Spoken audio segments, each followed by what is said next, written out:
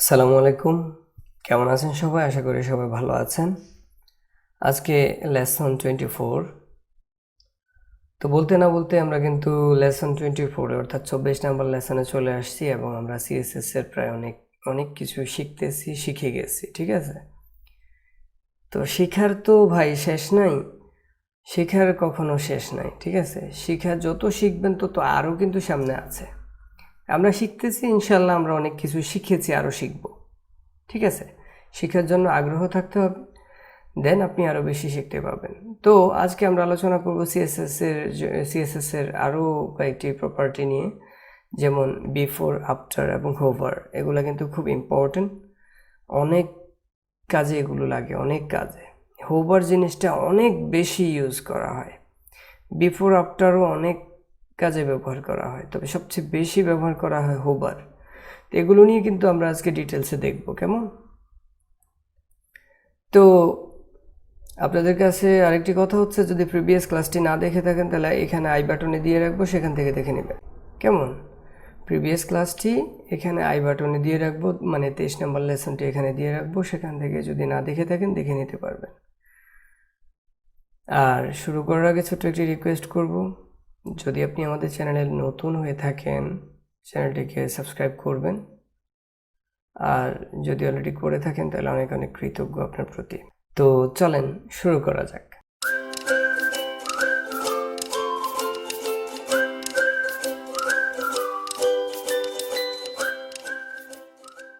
তো আমরা প্রথমে কোথা থেকে শুরু করব? আমরা শুরু করব প্রতিদিনের জন্য। আমরা কি করি? প্রথমে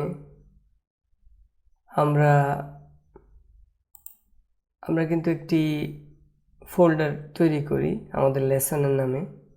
দেন আমরা ফোল্ডারের মধ্যে দুটি ফাইল তৈরি করি, একটি হচ্ছে HTML এর জন্য, আরেকটি হচ্ছে CSS এর জন্য। তো আমরা HTMLটাকে দুভাবে ওপেন করবো, একটি হলো এডিটর দিয়ে, আরেকটি হচ্ছে ব্রাউজার দিয়ে। এগুলো কিন্তু আমরা সবাই জানি, হ্যাঁ। তারপর আমি এগুলো সব ওপেন করে রাখছি, অ্যান্ড দেন ব্রাউজারটা ওপেন করে রাখছি। জাস্ট আগে যেগুলো ছিল সব কিছু কেটে দিয়েছি, ঠিক আছে? এখন আমরা আজকে শুরু করব বিফোর, আফটার এবং হোভার নিয়ে। হ্যাঁ, প্রথমে আমরা হোভারটা দেখব, যেহেতু হোভারটা অনেক ইম্পর্টেন্ট, অথবা বিফোর আফটার দেখতে পারি, যে কোনো একটা, ঠিক আছে? আচ্ছা, ধরেন বিফোর আফটার নিয়ে দেখি। বিফোর আফটারের আলোচনা একেবারে ছোট, এটা নিয়ে আগে দেখি। ফর এক্সাম্পল আমরা ধরেন একটা লাইন, একটি জিনিস লিখি, হ্যাঁ। ধরেন একটা জিনিস লিখলাম আমরা, যে দিস ইজ, কি লিখব? First website. আমরা লিখলাম যে this is my first website. তো এটা লিখলাম, এভাবে চলে আসে প্রতিদিনের না, হ্যাঁ। তো এবার এই লেখাটার পাশে কিন্তু আমরা চাইলে অনেক কিছু করতে পারি, হ্যাঁ।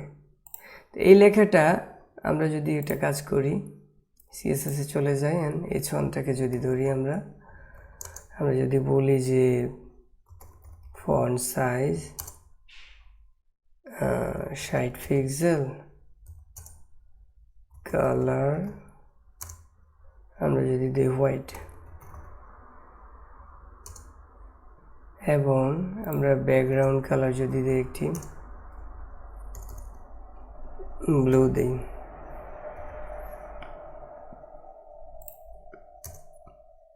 ব্লু দিলাম, ব্যাকগ্রাউন্ড কালার ব্লু দিলাম, এবং যদি আমরা টেক্সট লাইন সেন্টার করে দিই, আমরা তো জানি লেখাটাকে মাঝখানে নিব, সো সেন্টার।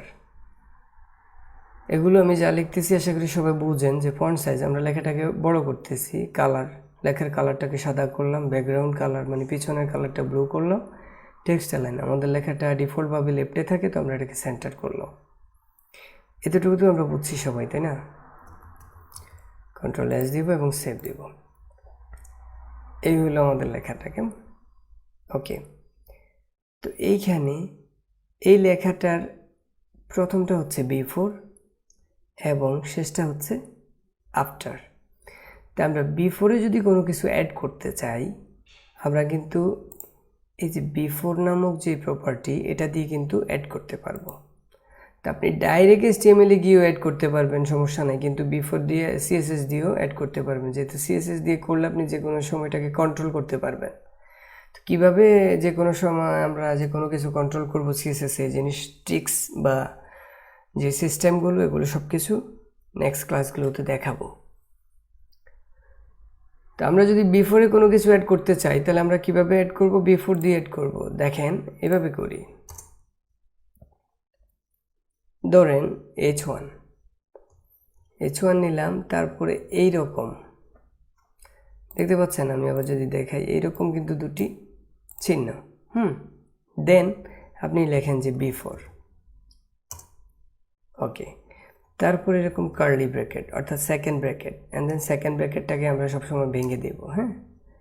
দেন এই যে বিফোর অথবা আফটার, এই জিনিসটা লেখার পরে, ঠিক আছে, এই জিনিসটা লেখার পরে অবশ্যই আমাদেরকে কি লিখতে হবে? কন্টেন্ট, এই জিনিসটা লিখতে হবে। দেন এরকম একটি কোটেশন চিহ্ন দিবেন। এখন আসেন আমরা যদি এখানে কোনো কিছু লিখি যে H1, আমি যদি লিখি যে এইভাবে, ধরেন H1 ট্যাগ, এটা আমি বোঝানোর জন্য আর কি Ctrl+S দিব এবং রিফ্রেশ দিব। দেখেন this is my first website, এটা আমরা কোন ট্যাগের মধ্যে লিখছি? H1 এর মধ্যে, তাই না? তো এটা কিন্তু বিফোর দিয়ে আমরা করে ফেললাম, বিফোর দিয়ে আমরা করে ফেললাম। সেম জিনিসটাকে আপনি এখানে নিয়ে আসেন, নিচে সেভ দিলাম এবং এখানে আপনি লেখেন যে আফটার, জাস্ট আফটার লিখলাম, অ্যান্ড দেন আমরা জানি যে ক্লোজটা হচ্ছে এখানে একটি স্ল্যাশ লাগে, ক্লোজ করলাম এবং সেভ দিলাম, রিফ্রেশ দিলাম। দেখেন H1 থেকে শুরু, H1 এখানে শেষ, মাঝখানে আমাদের কন্টেন্ট। তো আমরা কিন্তু এই জিনিসটা বিফোর এবং আফটার দিয়ে করলাম। আমরা কি দিয়ে করলাম? বিফোর এবং আফটার। তো আপনি যে কোনো লেখাকে, আপনি যে কোনো লেখার এই পাশে ওই পাশে যে কোনো কিছু যদি আপনি লেখেন, তো আপনি প্রথমে এবং শেষে যদি কোনো কিছু অ্যাড করতে চান, সেটা কিন্তু আপনি বিফোর এবং আফটার দিয়ে করতে পারবেন, বিফোর এবং আফটার দিয়ে করতে পারবেন। তো আশা করি বিফোর এবং আফটার জিনিসটা আপনারা বুঝছেন। তারপরেও যদি আরেকটু ভালো মতো যদি আপনাদেরকে বোঝাই, আমি ওকে HTML ফাইলে চলে যাই, অ্যান্ড দেন আমি যদি এখানে একটা মেনু তৈরি করি, ধরেন একটা লিস্ট তৈরি করি আমরা, হ্যাঁ। আমরা যদি li দিই, আমরা জানি UL হচ্ছে আনঅর্ডার লিস্ট আর li হচ্ছে লিস্ট আইটেম। তা আমরা যদি লিখি যে অ্যাপল লিখলাম, হ্যাঁ, Ctrl+S দিব অর্থাৎ সেভ দিব। তো আমরা আরও কিছু আইটেম নিয়ে নিই, Ctrl+S দিব, সেভ দিব এবং রিফ্রেশ দিব। দেখেন আমাদের আইটেমগুলো এখানে চলে এসেছে। আমরা যদি এখানে UL-টাকে ধরি, ফর এক্সাম্পল UL-কে ধরি, আবার দেখাই, এই যে অ্যাপল, প্রত্যেকটা লেখা আমাদের যে প্রত্যেকটা আইটেমের শুরুতে কিন্তু ছোট ছোট বিন্দু দেখতে পাচ্ছেন। এই বিন্দুগুলোর নাম হচ্ছে লিস্ট স্টাইল, এগুলাকে বলা হয় লিস্ট স্টাইল, মানে আনঅর্ডার লিস্টের জন্য আমাদের কিন্তু বিন্দু বিন্দু, আর যদি অর্ডার লিস্ট দিতাম তাহলে এখানে 1 2 3 4 5 এইভাবে কিন্তু আসতো।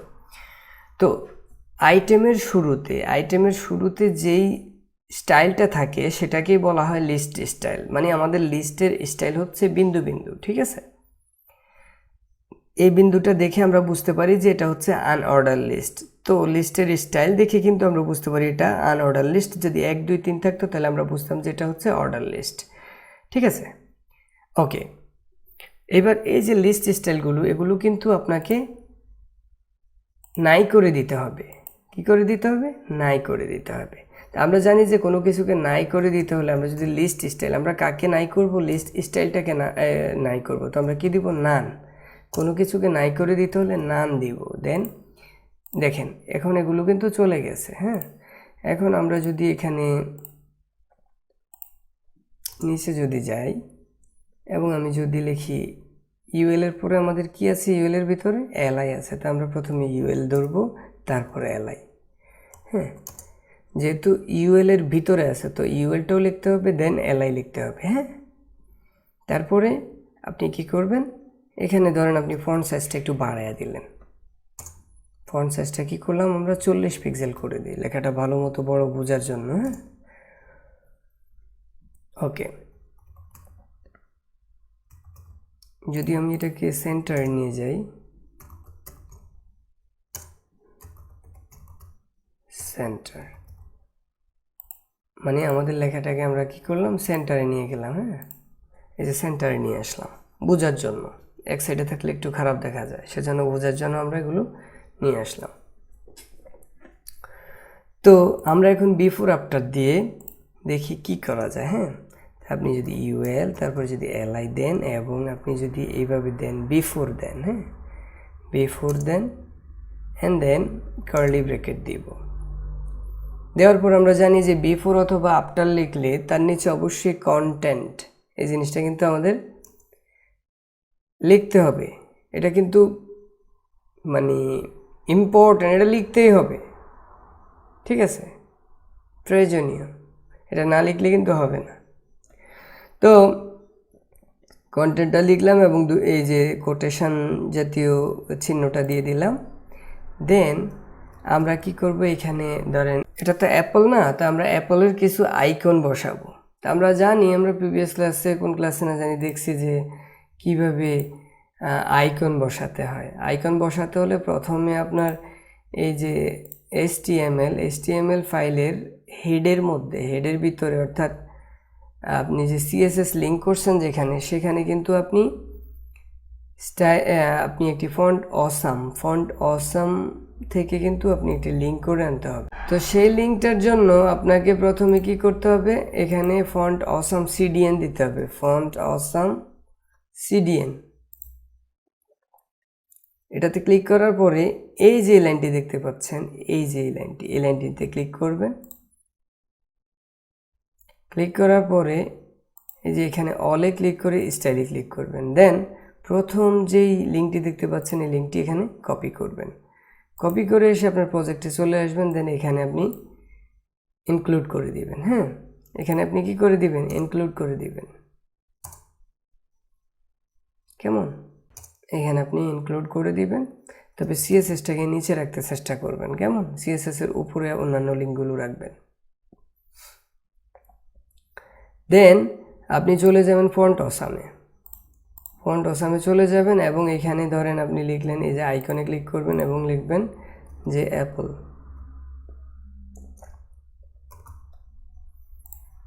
সার্চ করবেন,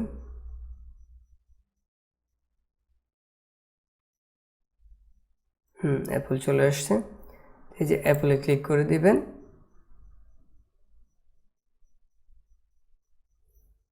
অ্যাপলে ক্লিক করে দিলে এখানে একটি লিঙ্ক জেনারেট হবে। হ্যাঁ, একটি কোড জেনারেট হবে।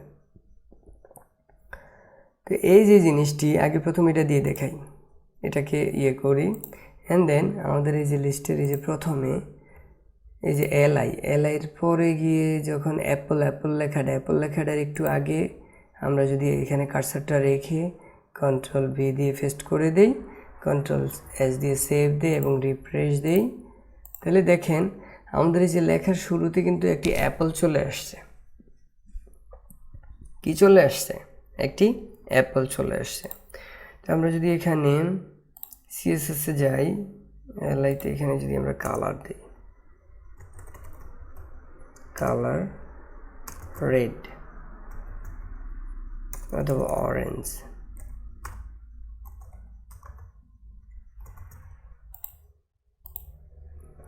আমাদের অ্যাপলের কালারটাও কিন্তু অরেঞ্জ হয়ে গিয়েছে। নাকি ব্লু দেব,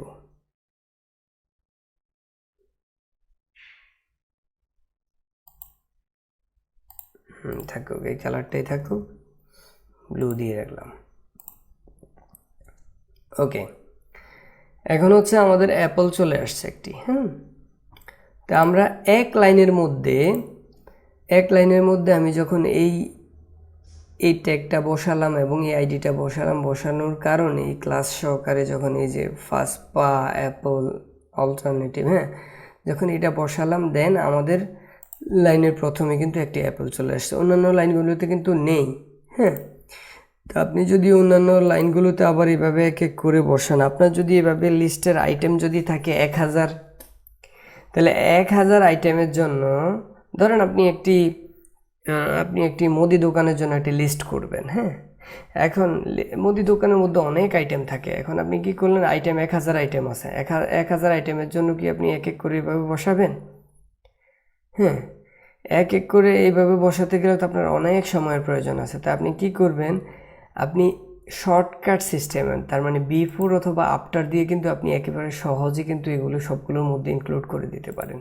তো কীভাবে আসেন, আমরা এখানে আগে আমাদের এই যেটা আছে এটাকে আমরা ডিলিট করে দিই এবং সেভ দিলাম, রিফ্রেশ দিলাম। তার মানে আমাদের এটা নাই ছিল, নাই করে দিলাম। হ্যাঁ, এখন চলে আসেন ফন্ট অসামে। এটা তো হচ্ছে কপি HTML। দেখেন এখানে যখন আমি কার্সারটা নেই, পয়েন্টারটা যায়, তখন কিন্তু লেখা আছে কপি HTML। তা আমরা কিন্তু কপি HTML দিয়ে যখন সরাসরি HTML এর কোনো লিস্টের সঙ্গে আমরা লিখি তখন কিন্তু এটা দিয়ে করব, আর যখন আমরা বিফোর আফটার দিয়ে করব তখন কিন্তু কপি ইউনিকোড এটাতে ক্লিক করব। হ্যাঁ, এটাতে ক্লিক করার পরে আমরা চলে আসবো আমাদের সরাসরি CSS-এ। আমরা জানি যে আমাদের লেখাটা কি, এই যে অ্যাপলের লিস্টগুলো কিসের মধ্যে আছে, UL তারপরে LI। হ্যাঁ, তো চলে আসেন UL LI বিফোর, এখানে কন্টেন্ট দিলেন, এই যে দুইটি কোটেশন চিহ্ন, এই যে দুইটি কোটেশন চিহ্ন আছে না, এই দুটি কোটেশন চিহ্নের ভিতরে কিন্তু আমরা এখন আমাদের ওই ইউনিকোডটি বসাতে হবে। Ctrl+V দিয়ে আমরা পেস্ট করব। দেখেন আমরা Ctrl+V দিয়ে পেস্ট করলাম এবং সেভ দেব, সেভ দিয়ে রিফ্রেশ দেব। দেখেন কোনো কিছু চেঞ্জ আছে, মানে আমাদের সরাসরি কোডটি চলে আসছে, এই যে কোডটা কিন্তু চলে আসছে। আমরা চাই যে এখানে অ্যাপলটা আসুক, আমরা কিন্তু অ্যাপলের কোড আনছি, আমাদের অ্যাপলটা এখানে আসবে, এটাই আমরা চাই। হ্যাঁ, কিন্তু এখানে কোড চলে আসছে, অ্যাপল কিন্তু আসে নাই।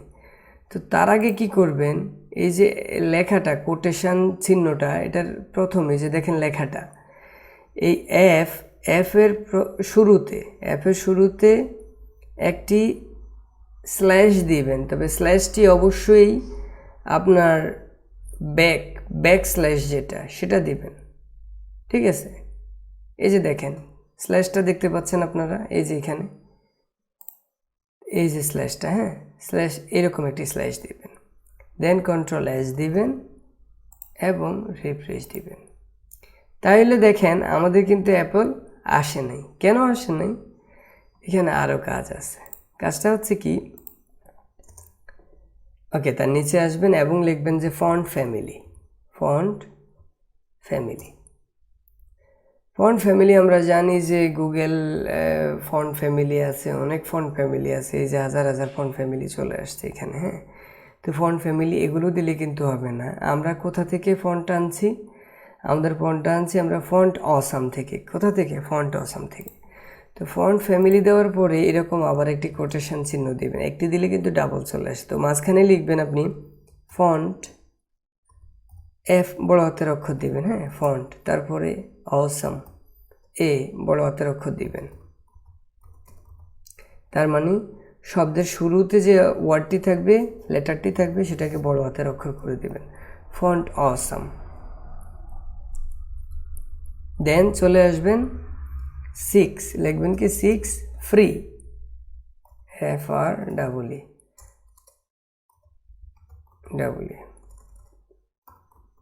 হ্যাঁ,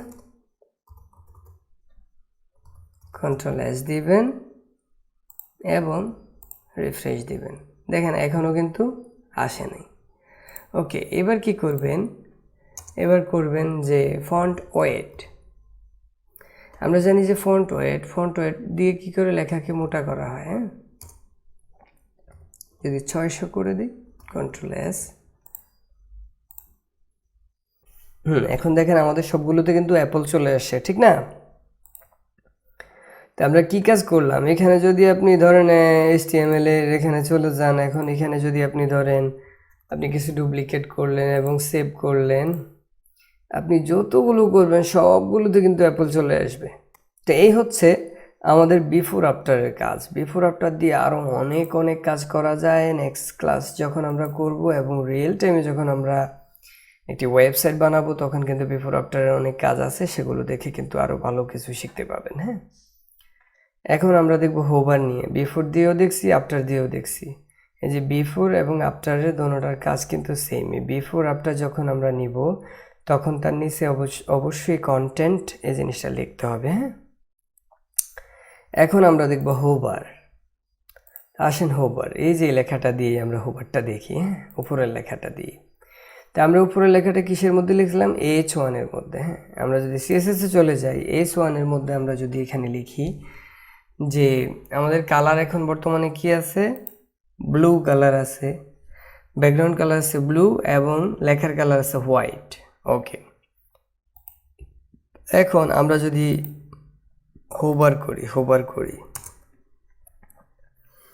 H1 এর নিচে চলে গেলাম এবং আমরা লিখলাম H1 এবং এইরকম চিহ্ন দেওয়ার পরে আমরা লিখব কি? হোভার। ওকে, আমরা হোভার লিখলাম, দেন আমরা কার্লি ব্র্যাকেট দেব, দিয়ে ব্র্যাকেটটাকে ভেঙে দেব। এগুলো আমরা সবাই জানি। হ্যাঁ, কীভাবে ব্র্যাকেটটাকে ভেঙে দিয়ে মাঝখানে আমাদের লেখাগুলো CSS গুলো লিখতে হয়, এগুলো তো আমরা সবাই জানি, তাই না? এখন আমি যদি লিখি যে BGC অর্থাৎ ব্যাকগ্রাউন্ড কালার, আমি যদি লিখি যে রেড, Ctrl S দিব, মানে সেভ দিব এবং রিফ্রেশ দিব। দেন আমরা এই যে আমাদের মাউসটা যেখানে ঘুরতেছে, মাউসটা যদি এই লেখাটার মধ্যে নেই, তাহলে দেখেন আমাদের লেখা কিন্তু ব্যাকগ্রাউন্ড কিন্তু লাল হয়ে গিয়েছে। কি হয়ে গিয়েছে? লাল। ঠিক আছে, লাল হয়ে গিয়েছে। আচ্ছা, এবার আসেন, আমাদের ব্যাকগ্রাউন্ড লাল বাট লেখা কিন্তু এখনো সাদা। আপনি যদি লেখাটাকে অন্য কোনো কালার দেন, কালার যদি আপনি দেন যে ব্ল্যাক, সেভ দিবেন এবং রিফ্রেশ দিবেন, তাহলে দেখেন আমাদের লেখা কিন্তু কালো হয়ে গিয়েছে। লেখা কি হয়ে গিয়েছে? কালো। দেখেন, এটাই হচ্ছে হোভার। যখন আপনি আপনার কার্সরটা এখানে নেবেন, যাকে হোভার করবেন তার কাছে নেবেন, তখন সে চেঞ্জ হবে। ঠিক আছে, এটাই হচ্ছে হোভার। দেখেন, তো আপনি চাইলে এখানে আরো অনেক কিছু করতে পারেন। ফন্ট সাইজ 30 পিক্সেল, আমাদের ডিফল্টভাবে মানে আমাদের নর্মালভাবে 60 পিক্সেল। আমরা যখন হোভারে দিব 30 পিক্সেল, তখন দেখেন কি হয়।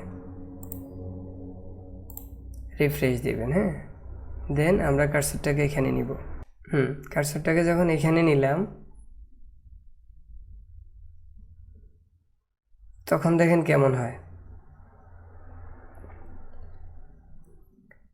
কার্সরটাকে যখন আমি এখানে নিলাম, তখন দেখেন আমাদের লেখা কিন্তু ছোট হয়ে গিয়েছে। হ্যাঁ, তো এটাই হচ্ছে হোভারের কেরামতি। আপনি চাইলে অনেক কিছু করতে পারেন এই হোভার দিয়ে অনেক কিছু করতে পারেন, অনেক অ্যানিমেশন সিস্টেম তৈরি করতে পারেন।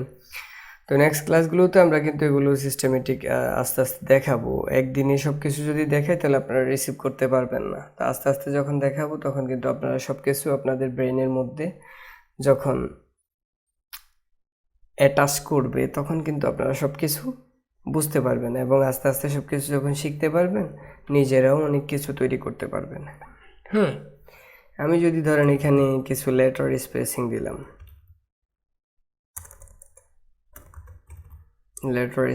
দিলাম, ধরেন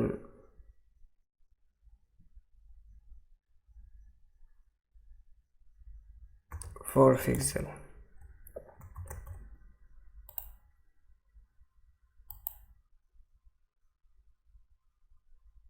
দেখেন লেখাটা কিন্তু বড় হইতেছে, এদিকে কিন্তু বেড়ে যাচ্ছে। হ্যাঁ, দেখতে পাচ্ছেন আমি যখন কার্সারটা নিই তখন কিন্তু লেখাটা কিন্তু এই সোজা আছে। দেখেন আমি এই সোজাই কার্সারটা নিলাম, দেখেন লেখা কিন্তু এদিকে চলে আসছে আরও। হ্যাঁ, এটাই হচ্ছে হোভারের কেরামতি। হোভার দিয়ে আপনি অনেক কিছু করতে পারবেন।